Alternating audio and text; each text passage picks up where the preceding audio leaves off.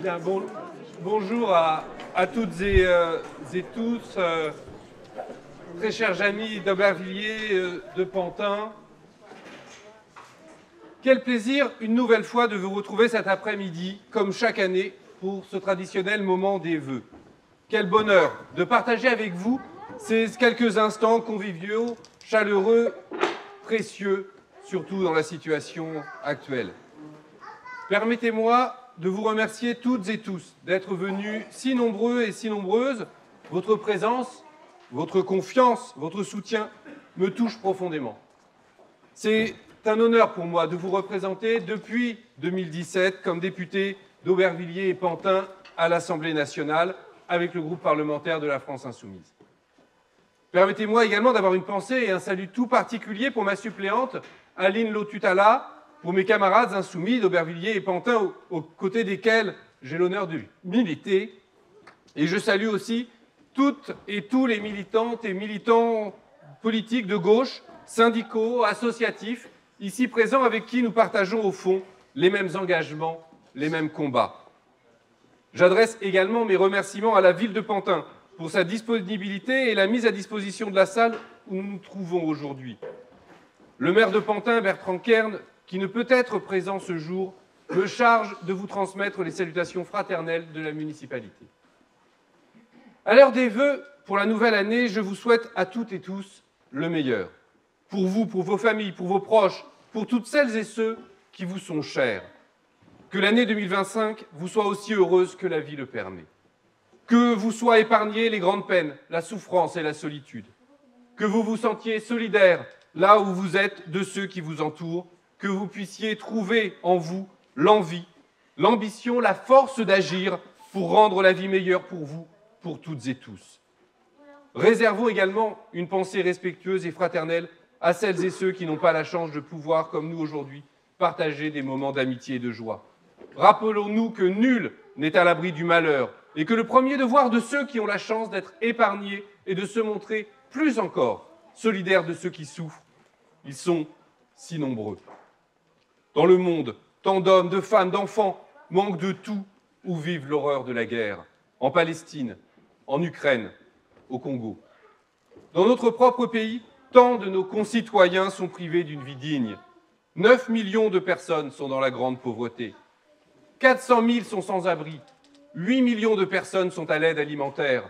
Un citoyen sur 3 ne mange pas à sa faim. C'est vers eux que notre cœur se tourne. C'est pour eux que nous avons le devoir de nous engager. Cette détresse, nous la voyons partout autour de nous. Je pense, cette année, en ce moment, tout particulièrement aux habitantes et aux habitants du quartier Vallès à Aubervilliers. Imaginez, le 23 décembre dernier, ils ont découvert dans leurs immeubles une affichette leur annonçant la présence de la légionelle dans l'eau et qu'ils ne pouvaient donc plus utiliser l'eau chaude. Ils sont restés ainsi 3 semaines durant, sans aucune information. Pas de nouvelles de l'office HLM, de la municipalité, des services de l'État. Ces responsables, on devrait plutôt dire ces irresponsables, s'imaginent-ils ce que c'est que de passer 3 semaines en plein hiver, en période de fête, sans pouvoir prendre une douche, sans pouvoir faire la vaisselle, en se ruinant pour acheter de l'eau en bouteille, pour la faire bouillir, en craignant une contamination mortelle pour sa santé, pour celle de ses enfants, de ses voisins. Pour que les autorités fassent quelque chose, il a fallu qu'ils s'organisent par eux-mêmes, avec les collectifs locataires, avec l'aide de mes camarades insoumis, pour traverser la ville et aller interpeller la maire sur le marché. Alors ils ont eu des nouvelles rassurantes. L'eau n'est plus contaminée, mais il reste les ascenseurs qui ne marchent jamais, les rats qui courent en bas des immeubles, les poubelles qui ne sont pas ramassées, et les loyers et les charges qui augmentent année après année, comme tout le reste, et qui vous mettent la boule au ventre dès le début du mois.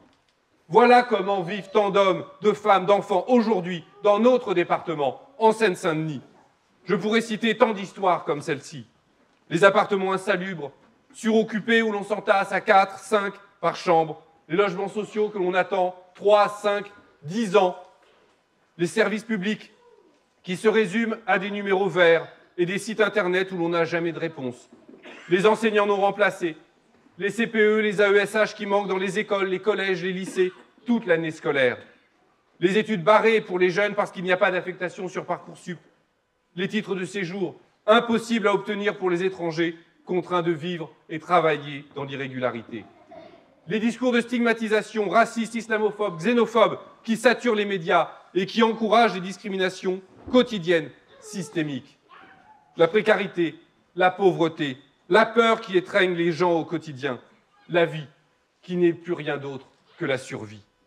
Voilà la réalité que vivent et subissent des millions de nos concitoyens et concitoyennes, dans nos villes et nos quartiers populaires qui en sont les premières victimes, et puis partout dans le pays. Et si notre société tient encore, ce n'est que grâce à la patience, à l'entraide, au dévouement sans limite des anonymes, des désintéressés qui accomplissent leurs tâches chaque jour. Les travailleuses et les travailleurs, les fonctionnaires, les bénévoles des associations ou des collectifs de quartier, le peuple. La violence sociale, le mépris, voilà le bilan du macronisme depuis 2017. Et en 2024, comme chaque année, ce bilan s'est alourdi encore davantage. Le peuple n'en peut plus. Mais Macron continue de s'accrocher au pouvoir et de refuser de changer quoi que ce soit. Et il entraîne notre pays dans la crise et dans un chaos de plus en plus profond. Voilà le bilan politique de ce que nous avons vécu en 2024. Une année historique, en l'occurrence. Par 2 fois, Emmanuel Macron a été désavoué dans les urnes. Aux élections européennes, le 9 juin dernier, puis aux élections législatives, les 30 juin et 7 juillet. Le peuple a exprimé clairement son rejet du président et de sa politique. Le peuple rejette le macronisme. Et il dit aussi son aspiration au progrès social, écologique et démocratique. Lors des élections européennes déjà, le total des listes de gauche divisées, rivalisées avec le Rassemblement national. C'est pourquoi nous, les Insoumis, nous avions plaidé pour une liste de large rassemblement. Heureusement, face au danger, la gauche a su s'unir pour les élections législatives au sein du nouveau Front populaire. Et sur un programme de rupture, nous avons battu le macronisme. À Pantin et à Aubervilliers, nous avons gagné au premier tour avec plus de 70% des voix. Et partout, nous avons fait reculer l'extrême droite. Nous avons montré qu'il n'y a aucune fatalité au malheur. Ensemble, nous avons démontré que la gauche, que le camp du peuple peut gagner.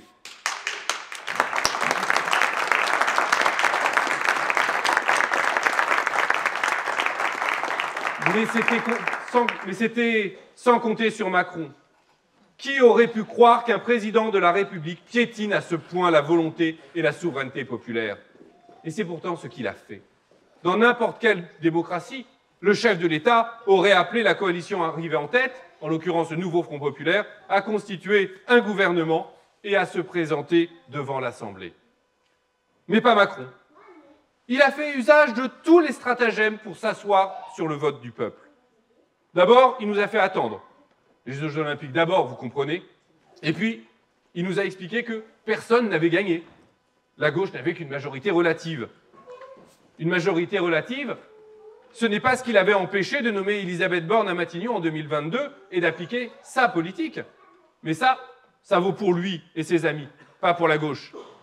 Et alors, il a bricolé un socle commun avec la droite. La coalition de tous ceux qui s'étaient présentés les uns contre les autres, de ceux qui n'avaient pas de programme et surtout de ceux qui avaient perdu. Mais qui voulait à présent s'entendre et sortir du chapeau un Premier ministre qui ne s'était présenté devant personne, Michel Barnier. Seulement voilà, le problème était le même. M. Barnier n'avait pas de majorité à l'Assemblée nationale. Il a tenu quelques mois, parce que le Rassemblement national lui a fait la courte échelle tant qu'il reprenait ses idées racistes. Mais quand il a présenté son budget, avec 60 milliards d'austérité et de souffrance pour le peuple, les choses se sont compliquées.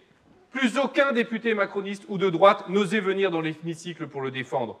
Systématiquement, nous avons gagné tous nos amendements. Nous avons amendé le budget et imposé une vision qui se rapprochait de la nôtre, pour faire payer plus les super riches plutôt que le peuple. Alors, il a voulu recourir au 49.3 pour passer en force. Et le 4 décembre dernier, nous avons censuré le gouvernement Barnier et le fait tomber. Et c'était une victoire historique pour l'opposition de gauche dans ce pays. Mais ça, ce n'est jamais fini. Voilà que Macron sort une nouvelle surprise de son chapeau. Un Premier ministre de gauche? Mais non, bien sûr. François Bayrou. le premier soutien du macronisme de 2017. Et avec lui, tous ceux que les Français ont rejetés. Retailleau, Darmanin, Borne, jusqu'à Manuel Valls. Et avec toujours le même budget, la même austérité. Toujours pas d'abrogation de la réforme des retraites, bien sûr. On prend les mêmes et on recommence en 2025. D'ailleurs, Emmanuel Macron l'a dit au début de l'année dans ses vœux. Sa politique est un triomphe, on continue, voire même on accélère. Il faudrait pouvoir en rire, mais on ne peut pas. 2024 fut l'année d'un coup d'État présidentiel, d'un coup de force inouï. La démocratie a cessé de fonctionner normalement dans ce pays. C'est un tournant dans l'histoire de notre pays. Mais pour se comprendre ce qui s'est joué en 2024 et continue de se jouer aujourd'hui, il faut aller au-delà du seul champ politique. Car les différents politiques plongent toujours leur soubassement dans l'affrontement des forces sociales. Marx écrivait que le pouvoir d'État ne plane pas dans les airs. Il représente des intérêts matériels, des intérêts de classe. Si Macron et les siens s'accrochent au pouvoir, c'est qu'ils ne veulent pas changer de politique économique. Et s'ils ne veulent pas changer de politique économique, c'est qu'elle sert des intérêts bien précis, ceux des super riches, des patrons des très grandes entreprises et de leurs actionnaires qui se gavent. Depuis 2017, Macron leur a tout donné. Des milliards de cadeaux fiscaux, de 150 à 200 chaque année.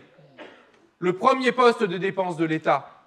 Il nous expliquait que cette politique allait stimuler l'innovation et l'investissement productif, faire jaillir la croissance, créer des emplois. C'était le fameux ruissellement.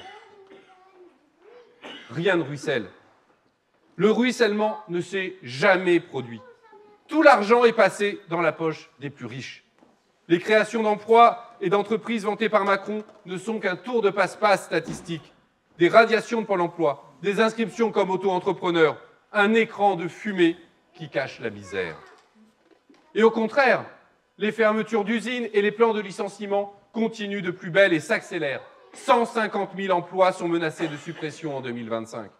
Il n'y a pas de croissance et les caisses de l'État sont vides. Macron a fait 1 000 milliards de dettes en plus. Seulement voilà, les milliardaires et les multinationales n'ont aucune envie de changer. Ils sont tellement habitués à être gavés d'argent public, ce sont eux les vrais assistés. Alors, pour leur faire tous ces cadeaux, il faut bien trouver l'argent quelque part. Macron et ses premiers ministres ont trouvé la solution. Continuer à défaire l'État et faire les poches du peuple. C'est pourquoi ils imposent, au contraire, une politique de casse sociale et d'austérité inouïe. Ils détruisent les droits des travailleurs avec la réforme des retraites, la réforme du RSA. Et ils découpent le service public en petits morceaux. Moins d'enseignants, de soignants, de policiers, de financement pour les collectivités locales et les associations. Ils ne lâcheront rien. Pas un centimètre pour la gauche, pas une miette pour le peuple. Quand nous avons fait adopter à l'Assemblée une taxe de 2%, portant sur 147 multimilliardaires, c'était déjà trop. Ils refusent toute mesure de justice fiscale et sociale, toute politique de partage et de redistribution de la richesse, tout rééquilibrage du rapport entre le capital et le travail. Ils préfèrent bazarder la démocratie plutôt que de lâcher le moindre centime, piétiner le résultat des élections, imposer une politique contre le Parlement par des manœuvres de coulisses ou par la force. M. Bayrou, qu'on nous présente aujourd'hui comme l'homme du compromis, c'est le même qui, en 2019, déclarait que le pouvoir devait, je cite, « se défendre en déployant l'armée contre les revendications sociales et démocratiques du mouvement des Gilets jaunes ». Vous parlez d'un compromis. Il préfère aussi s'allier avec l'extrême droite pour reprendre ses idées, parce qu'elles permettent de diviser le peuple, de pousser les pauvres à se battre entre eux, tout en laissant les puissances compter tranquillement leur argent et conserver leurs privilèges. Depuis plusieurs années déjà, le macronisme et le Rassemblement national convergent de façon de plus en plus explicite. L'année 2024 a marqué une nouvelle étape de clarification dans ce sens. Le Pen et Bardella ont fait campagne en renonçant à tout vernis social et en adoptant ouvertement les idées libérales des macronistes. Puis ils ont apporté leur soutien à Barnier et à Bayrou à l'Assemblée nationale. De leur côté, Macron et ses alliés adoptent de plus en plus franchement les raisonnements, les discours sécuritaires, racistes, islamophobes, xénophobes du Rassemblement national. Ils ont donné tellement de gages dans ce sens qu'on en perd le décompte. Il n'y a qu'à observer ce qu'il s'est passé ces derniers jours avec la campagne de stigmatisation ignoble menée contre l'Algérie, les Algériens, les binationaux et les Français d'origine algérienne par le ministre de l'Intérieur Retailleau et l'ensemble du gouvernement. Et il n'y a qu'à écouter M. Bayrou à la tribune de l'Assemblée, la semaine dernière encore, avec des trémolos dans la voix pour évoquer les villages des Pyrénées qui se sentent menacés quand s'installent les familles étrangères. Rhétorique infâme, qui veut substituer au compromis social un contrat racial. Oui, disent-ils au peuple, on ne changera rien, vous vivrez mal, vous aurez toujours moins, mais toujours un peu plus que les autres, les étrangers, les immigrés ou les Français qui n'ont pas la bonne origine, la bonne couleur de peau, la bonne religion. C'est une honte pour la France, pour la République. Plutôt que de changer de politique et de modèle de société, ceux qui nous gouvernent préfèrent même le pire, la guerre. Quand on refuse toute logique de coopération, de partage, il ne reste plus que la compétition, l'affrontement. Et la compétition économique sans merci pour les plus gros profits en s'accaparant l'accès au marché et aux ressources naturelles finit inévitablement par engendrer la guerre entre les États et les peuples. C'est le vieil adage de Jaurès, ô combien vrai. Le capitalisme porte en lui la guerre comme la nuée porte l'orage. C'était le cas en 1914, ça l'est toujours aujourd'hui. En 2024, on recensait 59 conflits armés dans le monde, soit le plus grand nombre depuis 1946. La guerre a repris pied en Europe avec l'agression du régime russe de Vladimir Poutine contre l'Ukraine. Nous avons assisté médusés à la guerre génocidaire menée par le pouvoir israélien de Netanyahou contre le peuple palestinien à Gaza. 28 guerres font rage en Afrique. Dans l'est du Congo, la guerre a fait 6 millions de morts en 30 ans. Et au cœur du système monde, les tensions montent entre les États-Unis et la Chine. Donald Trump, réélu, veut lancer son pays dans une guerre commerciale totale contre Pékin, qui pourrait être le prologue d'un affrontement par les armes. Le même veut annexer le Canada, le Groenland, un territoire de l'Union européenne. Et au milieu du Canada, du Groenland, il y a Saint-Pierre-et-Miquelon, un territoire français. Avez-vous entendu le pouvoir gouvernemental d'Emmanuel Macron réagir face aux menaces de Donald Trump? Rien. Le Danemark est abandonné à son propre sort. C'est à lui de se débrouiller face à son premier allié, les États-Unis. Aujourd'hui, il n'y a plus de stabilité dans ce monde. Et face à l'engrenage de la guerre entre blocs, la France devrait parler d'une voix non alignée, celle du droit international et de la paix. Mais Macron fait tout le contraire. Il n'a qu'un mot à la bouche, défense européenne. Dans les faits, la fin de l'autonomie de la France et l'alignement total sur l'OTAN et les États-Unis, malgré la politique de Donald Trump. D'ailleurs, il l'a redit dans ses vœux. L'Europe devra accélérer pour prendre en main sa défense, sa sécurité, ses frontières. C'est la vision d'un monde où un soi-disant bloc occidental s'affronterait au reste du monde. C'est la guerre généralisée. Et ils préfèrent même sacrifier la planète plutôt que de renoncer à leur profit. 2024 a été une année record pour la catastrophe écologique, l'année la plus chaude jamais enregistrée. Pour la première fois, la température moyenne mondiale a dépassé la limite de 1,5 degré sur une année. Vous vous rappelez, 1,5 degré, c'était l'objectif des accords de Paris que nous ne devions pas atteindre d'ici 2050. Nous sommes en 2025, nous l'avons atteint. Alors évidemment, les conséquences arrivent. Les épisodes climatiques extrêmes se multiplient. Nous pensons évidemment toutes et tous en ce moment, et nous avons une pensée pour nos compatriotes de Mayotte, frappés en décembre par le cyclone Chido, et qui sont malheureusement totalement abandonnés par un gouvernement incapable, tout en mépris néocolonial et en incompétence. En novembre, ce sont les Philippines qui étaient touchées par 6 typhons en 30 jours. En octobre, l'Espagne était submergée par les pluies. Aujourd'hui, Los Angeles est ravagée par les flammes. On pourrait continuer cette énumération macabre. Et que font les grands esprits qui nous dirigent? Ils s'en fichent. À l'Assemblée nationale, François Bayrou n'a pas même prononcé le mot d'écologie dans son discours de politique générale. Ah si, il a attaqué l'Office français de la biodiversité qui s'inquiète un peu trop à son goût des dérives de l'agriculture intensive. Après tout, que vaut l'environnement quand on peut gagner de l'argent? Oui, pour préserver leurs privilèges, Les soi-disant élites qui nous dirigent sont prêtes à tout. L'autoritarisme, le racisme, la guerre, la catastrophe écologique. C'est la grande leçon de l'histoire des crises du capitalisme. En temps normal, le pouvoir des classes dominantes repose sur leur capacité à créer le consentement à travers les institutions démocratiques et le compromis social avec le peuple. Mais en temps de crise, la démocratie devient trop instable aux yeux des puissants et les compromis coûtent trop cher. L'on passe alors du consentement à la coercition, aux solutions autoritaires et à l'affrontement. C'est ce qu'a vécu le monde au moment de la crise des années 30 et de la montée des régimes fascistes et dictatoriaux. C'est ce que nous vivons depuis les années 1970, depuis que l'économie est à nouveau entrée en crise. Nous sommes presque arrivés au dernier stade de cette logique aujourd'hui. Vouloir négocier, faire des compromis avec un pouvoir et une classe dominante animée par une telle vision du monde, cela n'a absolument aucun sens. Car ce sont eux qui ne sont prêts à aucun compromis. Vous avez certainement compris où je veux en venir. À la stratégie que nous devons adopter dans la lutte qui nous attend contre Macron et ses gouvernements au cours des mois et de l'année qui est devant nous. Tout le monde le sait. Nous, les Insoumis, nous avons sur ce point des divergences avec certains de nos partenaires de gauche.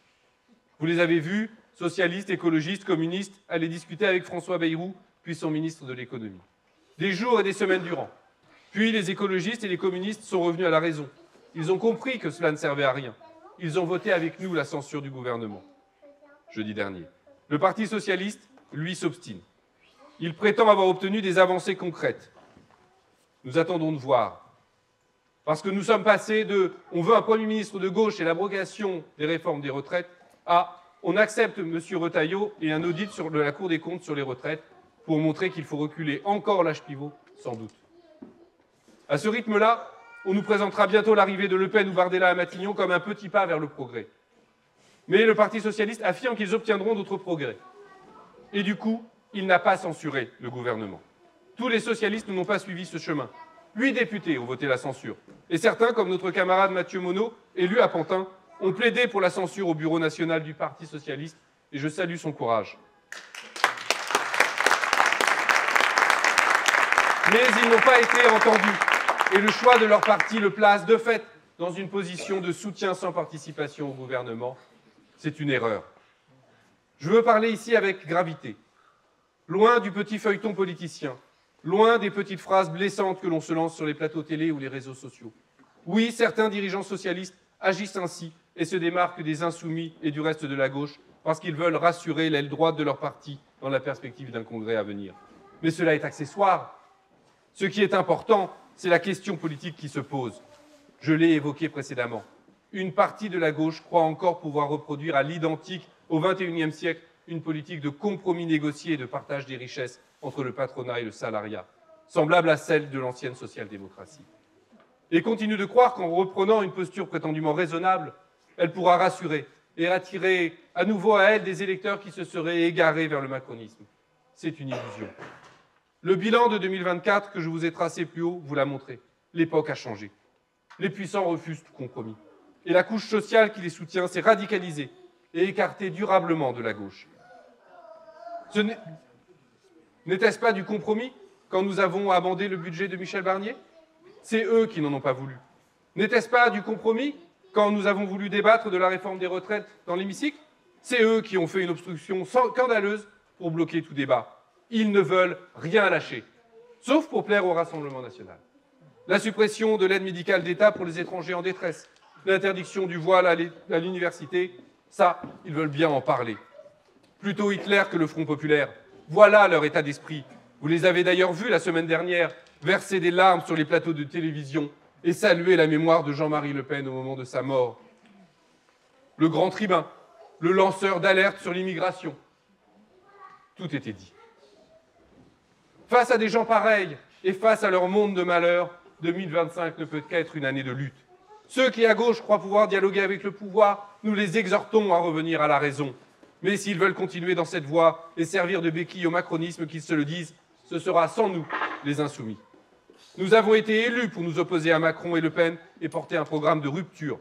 Nous ne transigerons jamais avec cet engagement. Le peuple ne le comprendrait pas. Le peuple a trop souvent été abusé. Il a trop souvent vu son vote piétiné. En 2005, avec le traité constitutionnel européen. En 2012, avec l'élection de celui qui voulait combattre la finance. Il n'oublie pas, il ne pardonne pas, et il a raison. Nous serons toujours de son côté. Nous sommes le camp du peuple. Nous avons la force du nombre, les millions de travailleurs et travailleuses qui créent la richesse dans notre pays, sans lesquels rien n'est possible. C'est nous. Nous avons la force de notre diversité. La France créolisée, riche parce qu'elle se nourrit et se renouvelle de toutes les origines et de tous les parcours. C'est nous. Nous avons la force de la jeunesse, les nouvelles générations qui ne veulent plus d'un monde qui court à la catastrophe sociale et écologique. C'est nous. Nous avons la force de nos idéaux. Liberté, égalité, fraternité, l'émancipation individuelle et collective. Ça encore, c'est nous. Ce sont donc avant tout des vœux de combat que je vous adresse pour cette nouvelle année. Toutes et tous, ensemble, nous allons continuer à nous battre pour un monde plus juste, libéré du terrible fléau de la guerre, pour une vie meilleure, délivrée de la peur, de la précarité, de la faim, du froid, pour une France harmonieuse, débarrassée du poison du racisme, pour changer la vie de toutes et tous, et surtout de celles et ceux qui souffrent et qui en ont tant besoin. Léon Blum écrivait en 1919 que l'on est socialiste à partir du moment où l'on a cessé de dire « bah, c'est l'ordre des choses ». Il y en a toujours été ainsi et nous n'y changerons rien. À partir du moment où l'on a ressenti que ce soi-disant ordre des choses était en contradiction flagrante avec la volonté de justice, d'égalité, de solidarité qui vit en nous. Il n'y a pas, à mon sens, de meilleure définition de l'insoumission. Pas de meilleure feuille de route pour nos combats communs qui nous attendent en 2025. Ne nous résignons jamais. Ceux qui vivent sont ceux qui luttent. Bonne année 2025 à toutes et tous.